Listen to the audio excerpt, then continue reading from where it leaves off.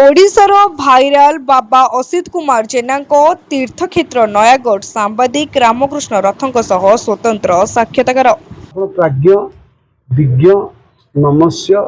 यशस्वी एवं जन तपस्वी एत सुंदर कथा कहते आपण कथार जदि सामाजिक परिवर्तन नहला ताले समाज को बोध हुए कहीं परिवर्तन करें ना। जन वरिष्ठ सांबादिक हिसाब से मोर व्यक्तिगत अनुभूति आपण पहुँची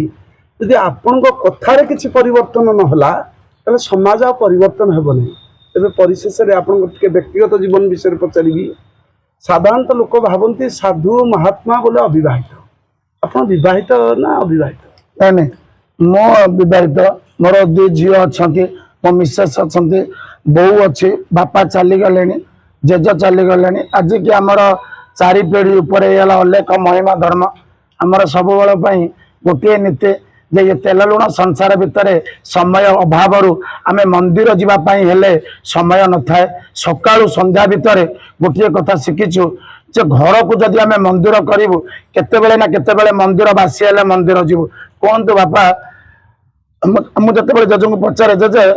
आमे मंदिर बेसी जावा मना कर घरे तुम्हें सब यहाँ कर देउଳରେ दियो नाही देह देउଳ को पूजा कर मन मन को बांधिबा पाई निजर दियो को उपास पकाई पत्थर को पूजु काई पत्थर भितर मन पशिले देवता जाए से होई जे कथा काई कहउछ ना होई रे कहलु तते जते बेले जर होला तो बो मुंडरे हाथ मार देला पादरे तेल घसी देला कहले हां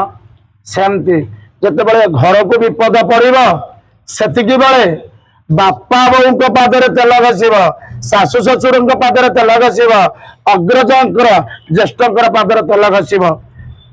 जो शनि मंदिर कहते तेल घसा ना तोरा अभ्यास हेले तो मंदिर को जीव ना कह तू घरे पाठ पढ़ुच भल भल पाठ पढ़ला मु ते नेली कौटी कि विद्यालय को सेमती तू देवालय को जीवाई चाहू देवनीति करूँ तो बुझीपारे ना मंदिर केमिति हुए बोले इटा बाली गोड़ी सीमेंट हेले आम घर कौन इटा बाली गोड़ी सीमेंट रहनी माने मुंडिया मार इटा थोड़ी गोटे सिंदूर मार किसी दिन लोक गला चारटा लोक मुंडिया मारे धीरे धीरे इटा बाली गोड़ी सीमेंट पशिब अर्थ है कौन जिते लोक मुंडिया मारे धीरे धीरे हाँ मुंडिया मारे मंदिर कह आ घर मानक मुंडिया मारा अच्छी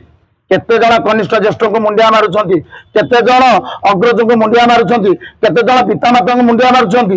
जदि सी मुंडिया न मारे तेज मदन को जेज पचारि जेज सतर कौन मुंडिया मारे